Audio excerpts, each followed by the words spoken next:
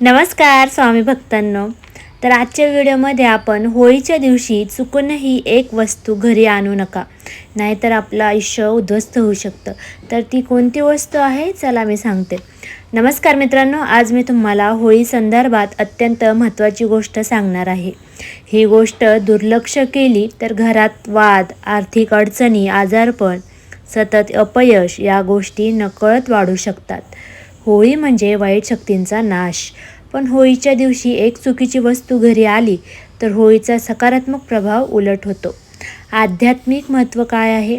तर होळी म्हणजे नकारात्मक शक्ती जाळून टाकण्याचा दिवस. दुष्ट दोष, काळी शक्ती, नकारात्मक ऊर्जा नष्ट करण्याचा हा दिवस. या दिवशी घर शुद्ध करायचं, जुनी दुःख, त्रास विसरायचा, नवीन सुरुवात करायची. पण काही लोक अज्ञानामुळे मोठी चूक करतात. होळीच्या दिवशी चुकूनही घरात आणू नका ही वापरलेली फेकलेली वस्तू. उदाहरणार्थ, रस्त्यावर पडलेले कपडे, कोणीतरी दिलेली जुनी वस्तू, होळीच्या ठिकाणाहून आणलेली लाकूड, राख, नारळ. भिकाऱ्यांकडून किंवा संशयास्पद व्यक्तींकडून सुद्धा घेतलेली वस्तू घरी आणायची नाही. विशेषतः होळीची राख घरी आणणे फार धोकादायक मानले आहे बरं का. हे का धोकादायक आहे शास्त्रानुसार जाणून घेऊया. होळीच्या आगीत लोक नजर, रोग, दुःख, नकारात्मक शक्ती या गोष्टी अर्पण करत असतात. आणि तुम्ही जर ती वस्तू घरी आणली तर नकारात्मक ऊर्जा तुमच्या घरात प्रवेश करते. यामुळेच काय होतं? यामुळेच काही घरात होळीनंतरच भांडण वाढतात, आजार सुरू होतात, पैसा अडकतो, शांतता निघून जाते. खरी घटना आहे की एक स्त्री होळीच्या ठिकाणाहून पवित्र आहे म्हणून राख घरी आणते, तर 15 दिवसात तिच्या नवऱ्याची नोकरी जाते, मुलं आजारी पडतात, घरात रोज भांडणं होत असतात त्यांच्या घरामध्ये.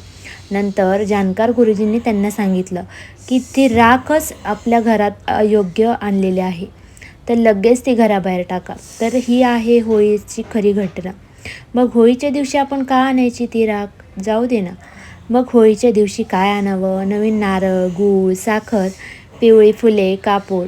हे घरी आणल्याने लक्ष्मी कृपा, सकारात्मक ऊर्जा, घरात समाधान वाढतं.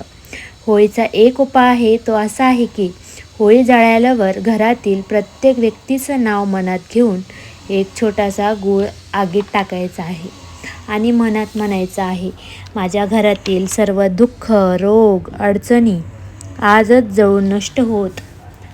होलिका देवीला ही प्रार्थना करायची. हा उपाय अतिशय प्रभावी आहे. मित्रांनो, होळी हा खेळ नाही, तो ऊर्जा बदलण्याचा दिवस आहे.